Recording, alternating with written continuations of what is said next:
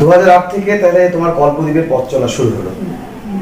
2025, 17 বছর, প্রচুর স্টুডেন্টস তুমি তৈরি করেছো, প্রচুর জায়গায় গিয়েছো। আজকের দিনে একটু চেঞ্জ দেখতে পাচ্ছ স্টুডেন্টসদের মধ্যে? 2008, 9, 10, আবার আমি 21, 22, 23, 24 কথা 25 কথা বলছি। 2008-এ যখন শুরু করি তখন আমার কাছে ছোট স্টুডেন্ট খুব ছিল না। আমার কাছে যারা শিখতে এলো তারা already decided that they will pursue dance.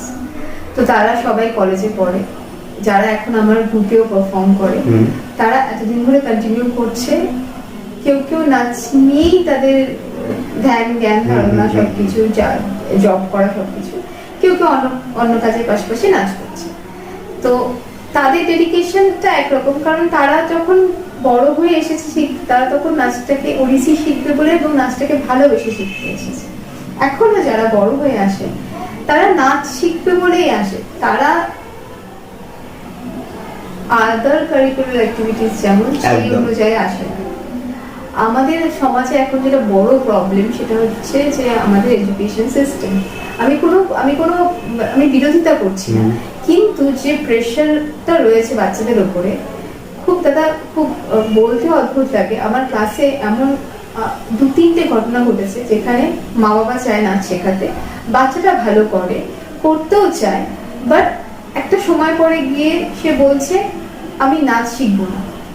কারণ কি? আমি সামলাতে পারছি না, আমি পড়াশোনা এবং নাচ একসাথে সামলাতে পারছি না। কারণ কি? আমি তো নাচের কাছে বলছি যে তুই সপ্তাহে 2 দিন প্র্যাকটিস কর, তাহলে তো জিনিসটা বসবে। এবার ওর কাছে প্র্যাকটিস করবে সেই সময়টা কোথায়, সময় এবং এনার্জিটা কোথায়? করতে পারছে না। তো বাচ্চারা এখন খুব বেশি প্রেশারাইজড পড়াশোনা নিয়ে এবং নাচ নিয়ে সবকিছু নিয়ে। তো সেটা একটা আমার মনে হয়। তবে তার মধ্যে থেকেও অনেক বাচ্চাই আছে যারা নাচ এবং পড়াশোনা সাইমালটেনিয়াসলি খুব ভালোভাবে করে যাচ্ছে। প্রতিভা দিক থেকে সব ঠিকঠাক আছে, প্রতিভার দিকে কোনো বক্তব্য নেই? না, সবাই সমান হয় না।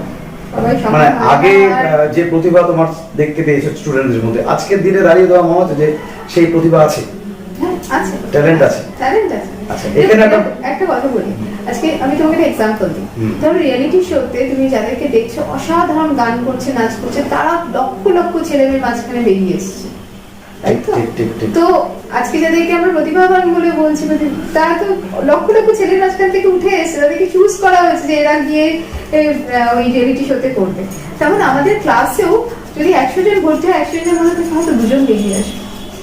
তাদেরকে আমরা বলবো কি সুন্দর নাচে, কি প্রতিভাবান, কি প্রতিভাবতী। যাই হোক, মেঘার সঙ্গে কথা হচ্ছিল হ্যাঁ, যে একটা বিষয় নেই, এমনি কথা বলছিলাম, ওটা ভালো কথা বললো। আমিও সেটা জিজ্ঞেস করলাম ওকে। সেটা হচ্ছে যে কোনো বাড়িতে কোনো একটা ছোট্ট মেয়ে বাচ্চা, সে টিভি চালানো আছে, গান শোনা নাচছে।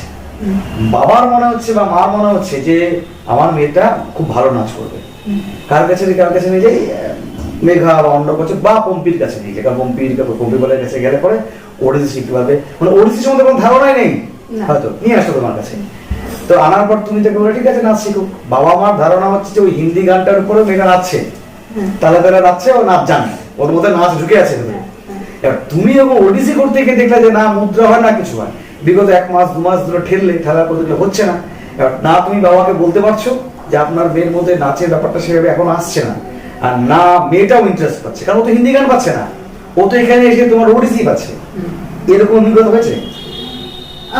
সেইভাবে নয়, কারণ সামহাও মানে আমার এখানে আমরা যখন শেখাই, হ্যাঁ দেখো এটা তো ঠিকই যে যেটা বাচ্চারা টিভি চালিয়ে যে গানের সাথে হয়তো মুভ করে নিল, সেটা তো আমার এখানে হচ্ছে না, এটা ঠিকই, এটা আমি সহমত।